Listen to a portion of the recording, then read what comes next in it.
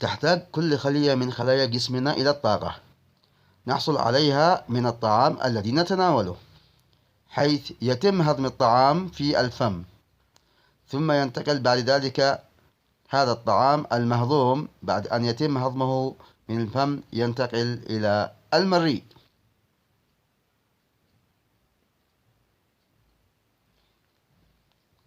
وكما تلاحظون لسان المزمار يسد القصبة الهوائية، فيمر الطعام إلى المريء ومن ثم ينتقل إلى المعدة.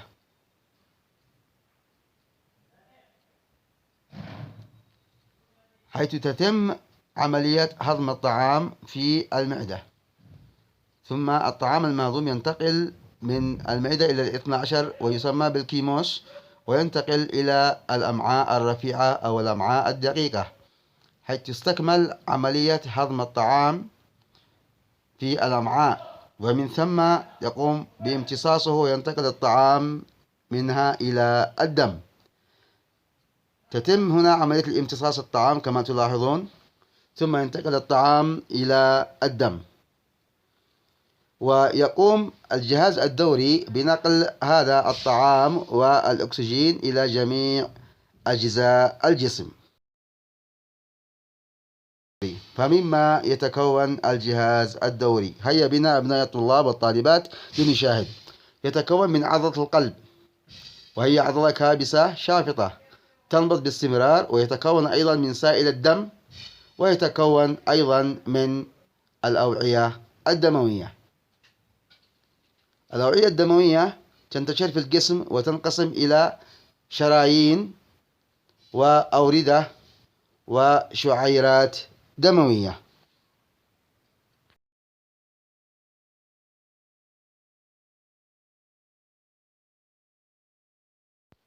والشعيرات الدموية هي أوعية دقيقة مجهرية تصل بين تفرعات الشرايين وتفرعات الأوردة داخل الخلية، بحيث تسمح بتبادل المواد الغذائية والغازات بين الدم وخلايا الجسم، فهي الجزء الفعال في الجهاز الدوري.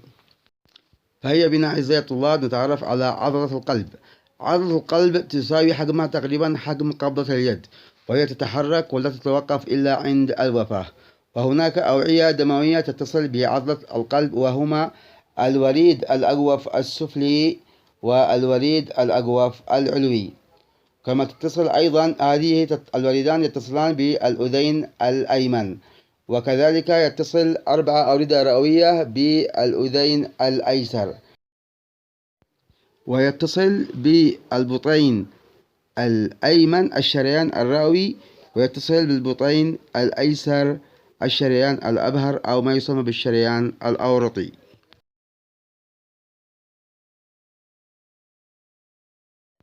ويتركب القلب من 4 حجرات، حجرتين علويتين وهما الأذين الأيمن والأذين الأيسر، وحجرتين سفليتين هما البطين الأيمن والبطين الأيسر، ويفصل بينهما صمام يمنع رجوع الدم في الاتجاه المعاكس.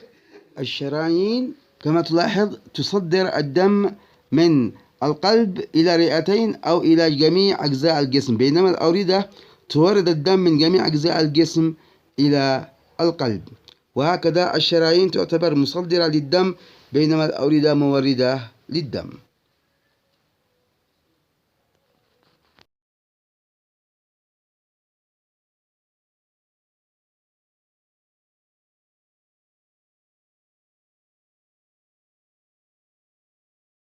وتصل بين التفرعات الشريانية والتفرعات الوريدية أوعية دموية دقيقة تسمى شعيرات دموية. وكما تلاحظون هي أوعية مجهرية. لاحظ انتقال الدم من التفرعات الشريانية إلى تفرعات الأوردة، وهكذا حتى يصل الدم إلى الوريد الأجوف السفلي المتصل بالأذين الأيمن، وكذلك يصل الدم عن طريق الوريد الأجوف العلوي. لاحظ الوريد الأجوف السفلي والوريد الأجوف العلوي يتصلان بالأذين الأيمن، بينما البطين الأيمن يتصل به الشريان الرئوي.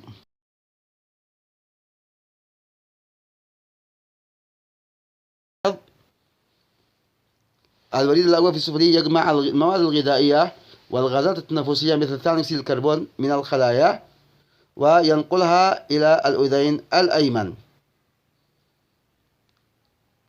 عبر الوريد الأجوف السفلي.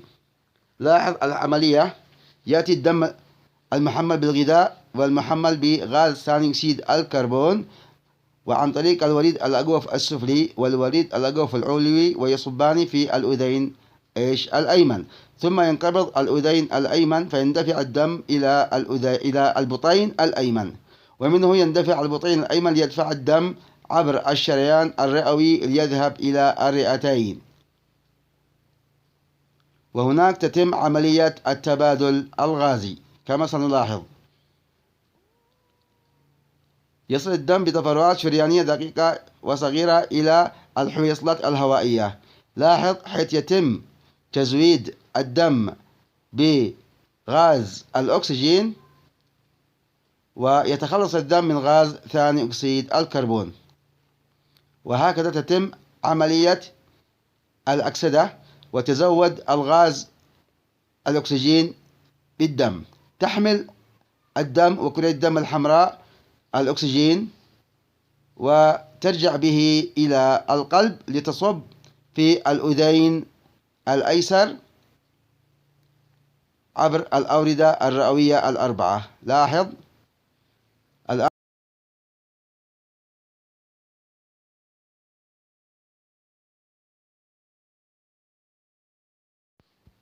امتلاء الأذين الأيسر بالدم المؤكسد حيث ينقبض ليدفع الدم إلى البطين الأيسر، وبدوره البطين الأيسر ينقبض ليدفع الدم عبر الشريان الأورطي أو الأبهر ليوزع إلى جميع أجزاء الجسم. الدم المؤكسد ينتقل عبر الأورطة ليصل بعد ذلك إلى الخلايا ليزود الخلايا بغاز الأكسجين ويأخذ منها غاز ثاني أكسيد الكربون،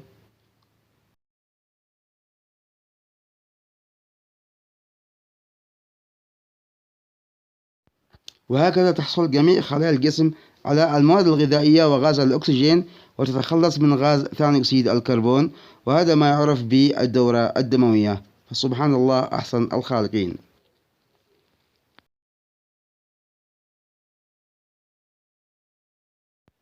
والآن سنتعرف على الصمامات المتصلة بالقلب، وكذلك سنتعرف على عملية النبض. هناك صمامات تتصل بالقلب، فصمام ثلاثي الشرفات يصل بين الأذين الأيمن والبطين الأيمن. أما الصمام ثنائي الشرفات فهو يصل بين الأذين الأيسر والبطين الأيسر.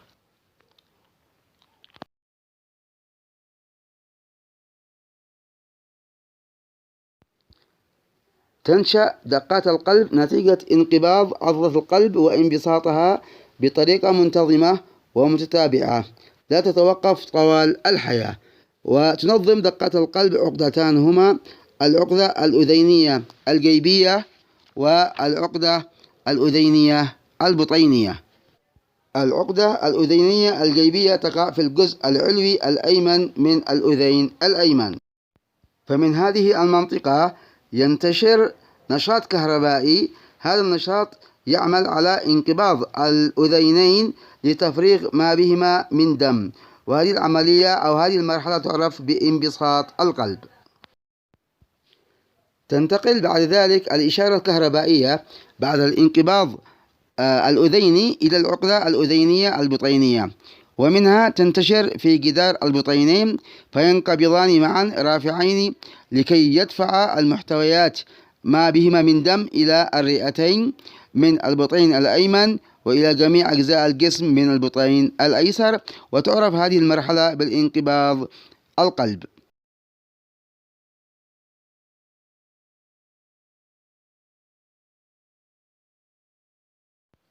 أشكركم على حسن المشاهدة والاستماع، والسلام عليكم ورحمة الله وبركاته.